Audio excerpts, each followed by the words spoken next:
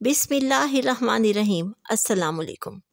मुझे बचपन ही से नन्स बहुत पसंद थीं। उनका लिबास, बात करने का सलीका और मोहब्बत भरा लहजा, वो अपने हर अंदाज से मुझे मुतासिर करती। मैं भी उन्हीं की तरह बनना चाहती थी। 13 साल की उम्र में जब मैंने अपनी वालिदा को बताया कि मैं नन बनना चाहती हूँ तो वो बहुत परेशान हो गई और रोने लगी। ये अल्फाज हैं रुराइमा आयशा कनार के। आगे बढ़ने से पहले चैनल को सब्सक्राइब कर लें ताकि आपको ऐसी इस्लामिक मालूमात की वीडियोस तवातुर से मिलती रहें। रुराइमा क्यूबा में पैदा हुई, लेकिन 5 साल की उम्र में वो अपने वालिदैन के हमरा अमेरिका शिफ्ट हो गई। इस बारे में कहती है, मैं उस वक्त सिर्फ 5 साल की थी, लेकिन आज भी याद है कि मैं अपना घर छोड़कर कहीं भी जाना नहीं चाहती थी। जिस वक्त मेरे वालिदैन क्यूबा छोड़ने की तैयारियों में मसरूफ़ थे तो मैंने रोते हुए अपने तमाम खिलौने तोड़ दिए थे। अमेरिका आकर बहुत अरसे तक मेरे ज़्यादा दोस्त नहीं बने थे, क्योंकि अमेरिका और क्यूबा की सकाफ़त का बहुत फ़र्क था। उसकी स्कूलिंग एक मिशनरी स्कूल में हुई। वहाँ पर उसकी दोस्ती नन से हो गई। उनके अखलाक और किरदार ने उसे बहुत मुतासिर किया। उसका दिल अब घर से ज़्यादा स्कूल में लगने लगा। एक दिन अपनी वालिदा से कहने लगी, मैं भी नन बनना चाहती हूँ। तो वालिदा परेशान हो गई और रोते हुए कहने लगी, मैंने तो हमेशा तुम्हारी शादी के ख्वाब देखे हैं। मैं सोचती हूँ कि एक दिन तुम्हारे बच्चों की नानी बनूंगी।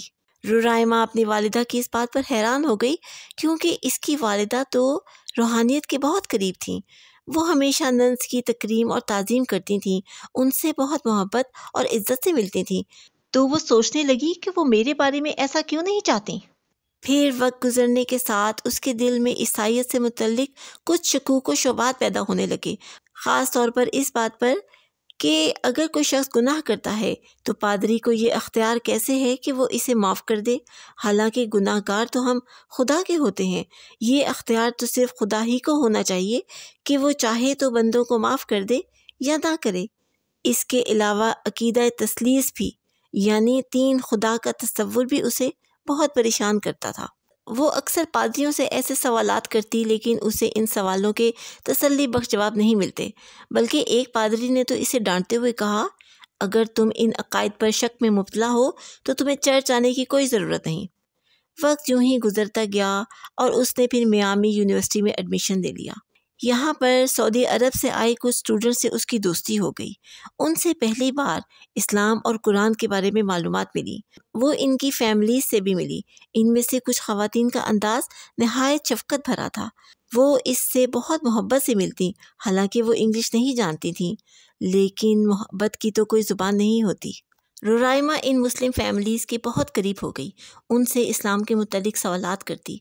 इसके अलावा इनमें मौजूद शर्म व हया ने भी इसे बहुत मुतासिर किया।